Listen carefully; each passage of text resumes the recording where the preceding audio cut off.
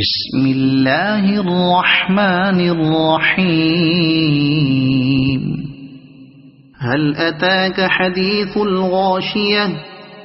وجوه يومئذ خاشعة عاملة ناصبة تصلى نارا حامية تسقى من عين آنية ليس لهم طعام إلا من ضريع لا يسمن ولا يغني من جوع وجوه يومئذ ناعمة لسعيها راضية في جنة عالية لا تسمع فيها لاغية فيها عين جارية فيها سرر مرفوعة وأكواب موضوعة ونمارق مصفوفة